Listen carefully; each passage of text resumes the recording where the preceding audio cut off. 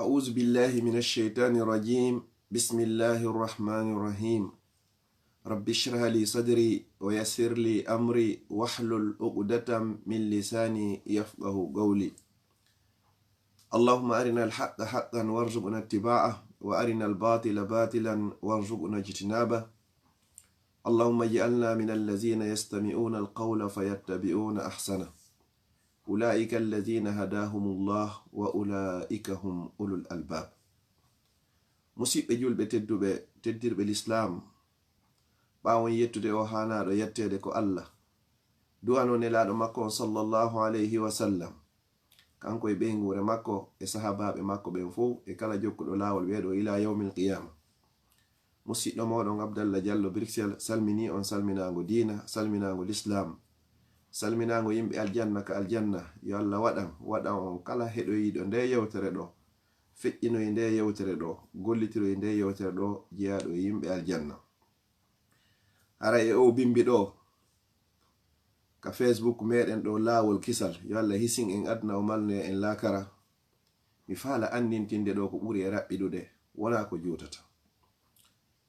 musidɓe julɓe tedduɓe, mi fewtina nde yewtere an ɗo neniraɓe an, bandiraɓe an, jajiraɓe an, tedduɓe teddirɓe l'islam, ɓe Allahu okki dambe, okki ngari, okki fiira, okki feere, jibinaɓe e nder l'islam, ɓiɓɓe waliyaɓe Fuuta Jallo, e kala julɗo anduɗo wuuri seeɗa mayay pooma. bandiraɓe an tedduɓe teddirɓe diina, miɗo yiɗiri on fo moɗon hara ko sabi Allah. ko mi yiɗani hoore an kon ko ɗum mi faala on yiɗande, ko mi yiɗani yumma an e bandiraɓe an reedu e ɓiɓɓe an reedu, ko ɗum woni ko mi woni yiɗande bandiraɓe an julɓe kala ka ɓe wawi wonde hoore o adna Allah. ko honɗum woni ɗum? ko hunde wotere tawata fuɗɗike jaalade, fuɗɗike sakitade hakkundeji meɗen, ko tawata diina kan ka jaɓa, moƴƴanalam moƴƴanama, tentini non an suddiɗo. ko honɗum woni ɗum? ko wiyete rasta me, ko wona e morede fewndo ɗo. musidɓe julɓe tedduɓe, sen heɓoye aljanna ko Allah jeyi aljanna, ko kanko mari yiite. o Allahjo ɗo non no wodi piiji ko daginani, no wodi ko harminani, no wodi bakkatuji ko on ton sa faggiti keɗi ko ya tubu ruttoɗa, no wodi bakkatuji ton o fawi kamba e lette e kuddi makko ndin e hoore majji. nelaɗo sallallahu alayhi wa sallam ɓe maaki, la'ana Allahu on huɗi dey alwasila, on tokkuɗo, wal mustawsala e on tokkanaɗo. moriɗo rasta on, Allah huɗimo. moruɗomo on, Allah huɗimo. si Allah huɗi goɗɗo, o woɗɗintinte woni e yurmede makko nden. mo woɗɗintinama e yurmede Allah nden, haray ko ɓannama yiide aljanna. ko woni woɗɗintinede e yurmede Allah, ko woɗɗinede e aljanna, ɓanne e yiide jahannama. musidɓe julɓe tedduɓe, ko hombo e meɗen yiɗi tawata golle maɗen Allah okkima cellal, o okkima ngari, o okkima dambe, o okkima feere, o okkima fiira, tawata ko ya udditu nokku ka Allah yeddete, waɗa salon de coiffure. hara o salon ma ɗo ko yo yimɓe aru ɗon, an golle maɗen fo ko gollugol gollal ngal tawata Allah e nelaɗo makko on huɗi ngal gollal ɗon, walla yimɓe ɓen kadi no ngal gollal ɗon ngal sakitora. salon ma on nanta inde, o publie adna Allah on fo yi'a, are yi on ɗo miɗo waɗani en ɗo nokku ka Allah yeddete. ko wallahi summa wallahi karamo ko ɓen hiɓe fotti moragol rasta on hino harmi dey.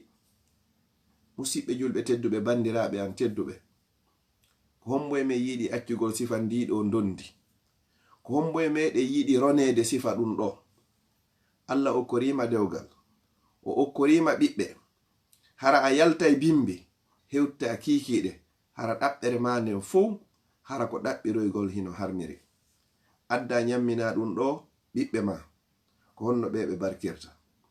ƴetta ndi jawdi ndi heɓuɗa ɗo nyamminoya mawɓe ma ka fulawa lagine ka meɗen ma kala ka wonire aduna on.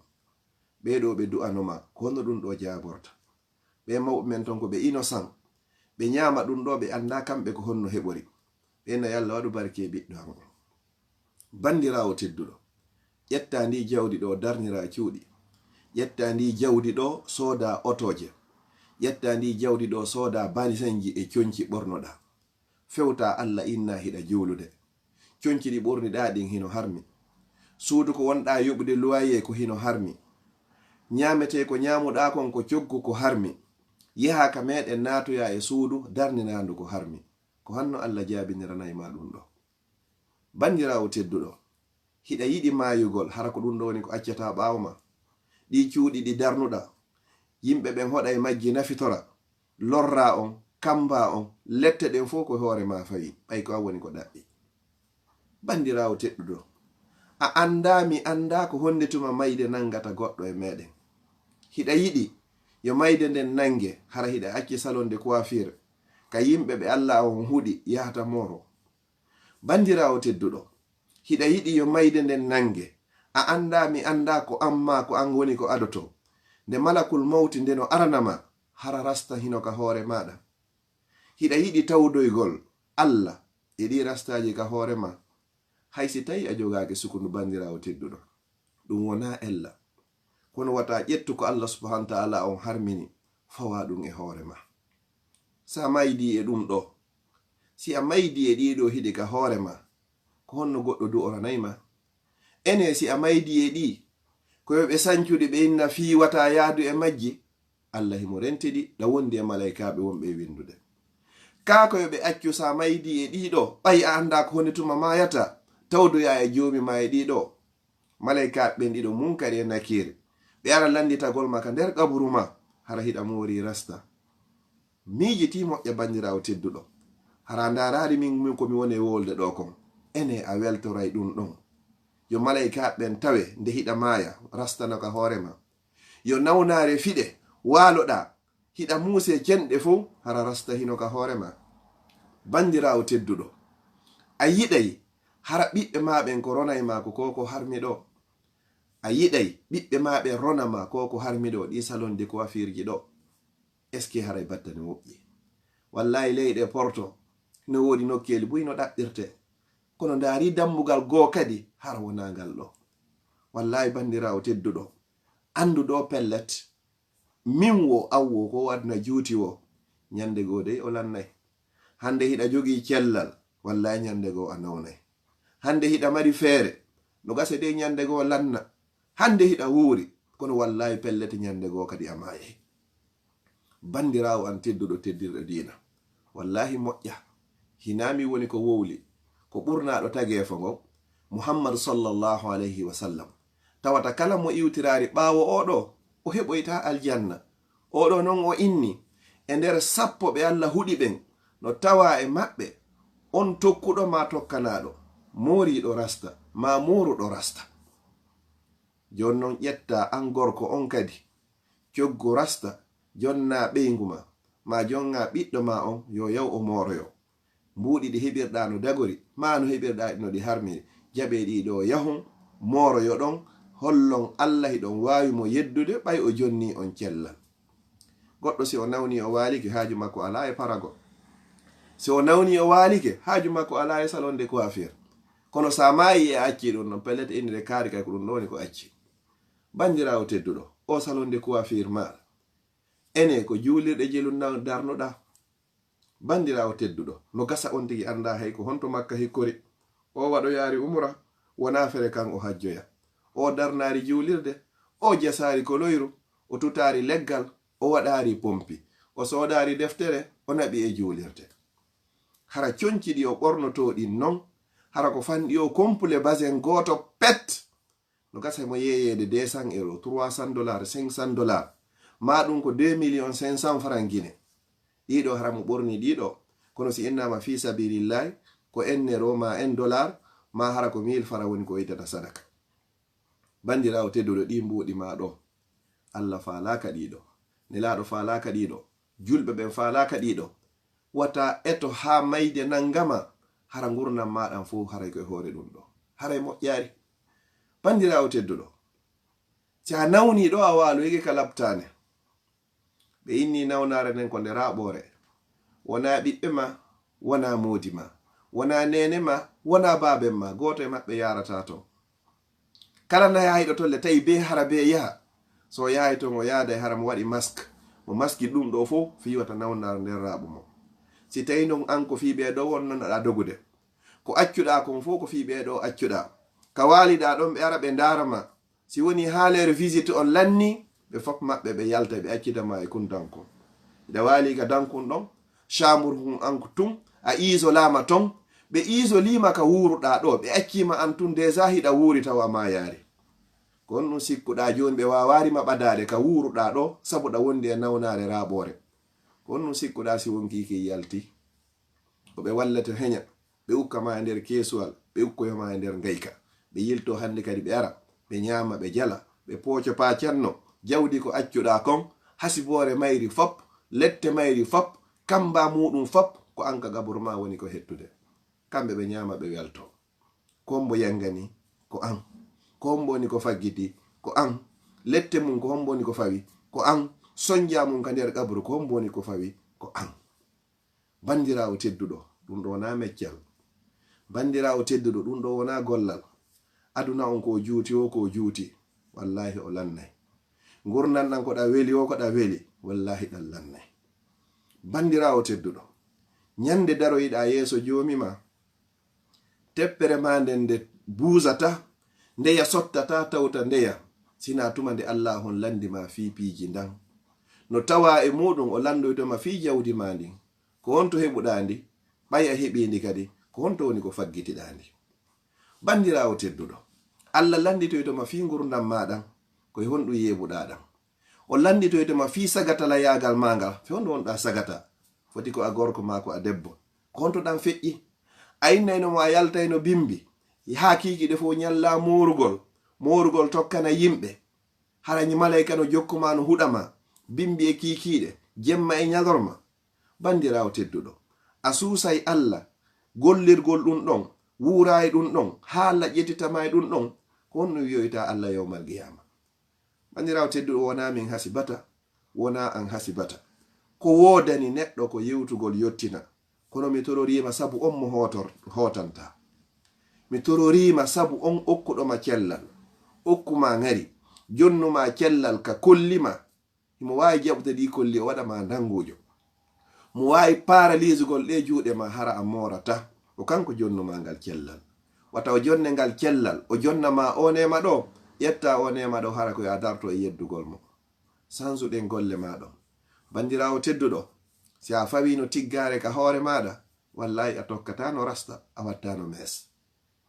Toro Allah, wata Allah ƴettite e hoore ɗum ɗo. Toro Allah, yo Allah yaltini e hoore ɗum ɗo.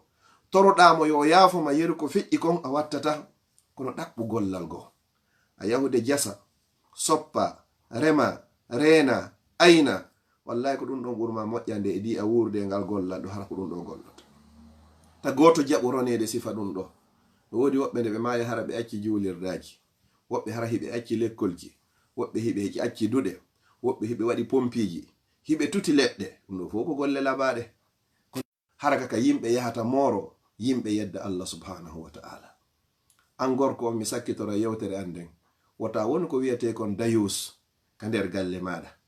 Ko woni dayus, neɗɗo on tawa o yiyay Allah hino yedde ka ɓeygure makko, o fanka ɗon, o susata wolude, mara so woli sonkay o fankira ɗum ɗon, kono hara kala ko ɓeygurde landi kon fo o waɗa nayɓe, kono si Allah yeddama haaju makko ala. Oɗo ɓe inni o gorko ɗo heɓoyta aljanna. An bandirawo tedduɗo, yaltin modi ma, yaltina ɓiɓɓe ma, yaltina mawɓe ma e nder o sonjaɗo. Udditu soku o salo wiyeteɗo coiffure, ta wuɓinir yimɓe ka Allah yeddete, ta yeddu Allah ha gayna wona sabu kadi Allah kadi yo yedde. Musidɓe julɓe tedduɓe, an o bandirawo tedduɗo, ɗi mbuɗi ɗo ƴettata inna waɗay fi sabilillahi, Allah falaka, Allah ko o laaɓuɗo, o jaɓata si wona ko laaɓi. inna allaha tayyibun la yaqbalu illa tayyiba. o jaɓata si wona ko laaɓi. sa wuuri non gurdam ma fo tawi koye hoore ɗum ɗo on no heɓerta jawdi ndi waɗata fi Allah ndi tawoyta yawmal qiyama. nelaɗo sallallahu alayhi wa sallam ɓe maaki bani adama on si o maayi haray golle makko ɗen foppo darike si wona piiji tati. no tawa e muɗum sadaqatun jariya, sadaka ilowo, juulirde, lekkol, duɗal, pompi, tutugol leɗɗe, waɗugol ndiyam, sifa ɗiɗo e ko nanditata e ɗiɗo. aw ilmun yuntafau bihi, ma ɗum gondal wona ngal e naftorede. o bandirawo ɗo siko moriɗo rasta o suusay Allah o yaada e ɗi ka juulirde, wallahi o suusata. hare kanko tigi hara himo herci ko accitireɗo ni hoore muɗum yettata rasta waɗa e hoore muɗum fiyo yimɓe ɓe yi'u ko modi bon hana paranede ka nder suudu wona ɓe ka yaasi. a suusa yaltude e salon de coiffure hiɗa ɓorni ɗiɗo nato yaka nder juulirde Allah, haray an tigi harayɗa hersi hoorema. bandirawo tedduɗo Allah okkima ko okkete kon. mi tori kema mi jejirima liwaji hilla ta ndara min on ɗo wolde ɗo terto ɗum ɗo woppu ɗum ɗo puucinti ɗum ɗo fappu ka leydi ko wallahi summa wallahi kala accitirɗo ko harmi kon hara ko fi Allah o accitiri liwaji hilla Allah okkoraymo ka o wuuray hoore ko dagi. mi toriki Allah subhanahu wa ta'ala on mi tororamo inɗe makko ɗen fof e sifaji makko ɗin fop. kala wonɗo e morade ko ko wiyete rasta mes yo Allah yaltinmo e nder muɗum. yeri ko wanno ko kadi yo Allah yaafomo ko Allah woni yaafotoɗo. jogiiɓe salon de coiffure ji fof mi toriki Allah subhanahu wa ta'ala kala accitirɗo ɗum ɗo fi Allah yo Allah okkormo ka o heɓata arsike yaajuɗo ɗuuɗuɗo dagiɗo waɗaɗo barki ya rabbal alamin. mi toriki Allah subhanahu wa ta'ala si tawi ko on tigi waɗirno ko angal andugol no harmi yo Allah on yaafomo. so waɗirno ko sabu faljere yo Allah on yaafomo. so waɗirno ko sabu andi tewi o yi'i ɗum ɗo o huli o ninsiti mi torike yaafotoɗo bakkato yo Allah on yaafomo. bandirawo tedduɗo ala bakkatu mo waɗata toroɗa Allah yo Allah o yaafoma sina kanko o yaafotoma si a acciti a tirtike a ninsi ko honɗum woni ko waɗannoɗa. bandiraɓe tedduɓe ɓi waliyaɓe Fuuta Jallo Fuuta e ganda ko wiyete e rasta mawɓe meɗen en suusatano ɗum en suusatano waɗugol ɗum. o leeɓi ko on tigi ƴettata tokka e hoore muɗum o anda ɗum ko leeɓi honɗum. a waway sujjande Allah ka leydi hiɗa waɗi o dongal rasta ka hoore maɗa. est ce que haray ɗum nanniɗa seeɗa? est ce que haray ɗum ɓoylaki seeɗa? est ce que haray a hersa hoore ma seeɗa? Allah no inni ɗum ɗo mi huuɗi ɗum ɗo hara ko ɗi sujjidata ka leydi. heɓa ande fewtamo toroɗa ɗiɗo hina ka hoore ittanayɗoma ande on sellinayɗoma on okkorayɗoma on himo inni wata waɗu ɗum ɗo inna mi sali mi tewi mi waɗay ɗum ɗo waɗa ɗum ɗon ha gayna fewtamo yo toroɗamo yo okkore ko honno okkororeyma ɗon. si o ari okkordema mo wawma okkorde goy kono haray ko fino nangirama no way ko goɗɗo suynata dammol ma nagge fino hendorakol wata jaɓu wonde ɗum ɗon bandirawo o waɗuna wallahi Allah okkima cellal ngari e dambe e labede e fotugol ta ƴettu ɗum ɗo fop hara golle ma ko waɗugol ɗum ɗo. mi toriki Allah subhanahu wa ta'ala yo Allah yaltin kala wonɗo e muɗum yala e muɗum ɓen kadi haray yo Allah danduɓe natugol e muɗum. haray ko musidɗo moɗon Abdallah Diallo Bruxelles natuno ka Facebook lawol kisal ɗo feɗɗingol nde yewtere ɗo. in uridu illa al islaha mastatatu. mi fandorari nde yewtere an ɗo si wona fiyo moƴƴo hulangol hoore am hula musidɓe bandiraɓe am fuu julɓe kala ka ɓe wawi wonirgol ɗaɓɓe gollal go hara hinagal ɗo. mi toriki Allah subhanahu wa ta'ala yo Allah yaltin kala wonɗo e muɗum yo Allah yaafo kala natunoɗo e muɗum ɓe wonari e muɗum ɓen kadi toriki Allah subhanahu wa ta'ala yo Allah on danduɓe yo Allah yaafo e bakkatuji meɗen ɗi fuu majji janiwo to sokiwo suuɗiɗiwo feeñuɗiwo ɗi anduɗen e fimu e ɗi ganda feeñu. mi toriki rabbul ibadi o kala ka julɗo woni e hoore adna o hara mo wondi e ande ko Allah woni ittowo yo Allah ittanmo. kala ka julɗo woni himo maapi yo Allah ittanmo maapure nde. marɓe ɓen fop yo Allah on ɓeydanɓe ɓe jogaki ɓen fop yo Allah on okkorɓe kala ko woni occident fuu maaporɓe kaydiji ɓen ko Allah mari kaydi yo Allah okkorɓe kaydiji wonduɗi nafa e barki. jogiiɓe yo Allah nafirɓe waɗa ɗi rewirɗi Allah. kala jogiiɗo jam e ɓuttu ka ɓeygore mum yo Allah duminanmo. kala jogiiɗo soñja e sohla e ande ka ɓeygore mum yo Allah on ittanmo. ɓiɓɓe meɗen ɓen ala wawɗo fewnde ɓe siwona Allah yo Allah fewnan en tabintina ɓe hoore laawol pewal ngal okka ɓe gurdam moƴƴan okka ɓe battane moƴƴo. mi toriki Allah subhanahu wa ta'ala ɓe mawɓe meɗen andinɓe diina l'islam ne'iri e l'islam kala fatiɗo e maɓɓe yo Allah hokkumo aljanna. Kala wonɗo e newende laakara ton yo Allah duuminmo ka newende. Kala wonɗo laakara ton e sonja e sohla e ande e lette yo Allah ittuɓe naɓaɓe ka yurmede makko har ko jannatul firdawsil ala. Yeru mawɓe men luttuɓe hoore gurdam men yo Allah ɓoynude en e maɓɓe, hokka en wonen e maɓɓe fof wonde battane moƴƴo. Mi toriki Allah subhanahu wa ta'ala yo Allah jogitor en sabu yurmede makko nen, wataw jogitor en sabu bakkatuji meɗen. Mi toriki rabbul ibad o hato jimɓe zurriya taw ɓe mara zurriya ko Allah woni okko yo Allah hon okkorɓe. Marɓe ɓen kadi yo Allah hon ɓeydanɓe. Rabbana atina min ladunka rahma wa hayyi ilana min amrina rashada. Fama kana min tawfiqin famin Allahi wahda wa ma kana min khata'in aw sahwin aw zalalin aw nisyanin famin ash-shaytan wallahu wa rasuluhu bara. Kala ko tawɗo nga yaadi e sawaba haray ko immorde Allah subhanahu wa ta'ala. Kala ko wopaga ko min momu siɗɗo mon Abdallah woni ko falji haray miɗo tori yafuye ko sheytani woni ko longenilan faljere nde. Kala ko yiɗo ngano wondi e sawaba ƴette gollitiron haray ko immorde Allah ko Allah ho yottini e moɗon ko falja ton kon ko wopi bindi kon ƴette non fappo wappon ka pubel. Yo Allah waɗu hara ko sabi Allah woni ko mi yewtiri. Heɗo yiɗo kadi Allah yo yeɗo sabi Allah o gollitira sabi Allah. Wassalamu alaikum wa rahmatullahi wa barakatuh.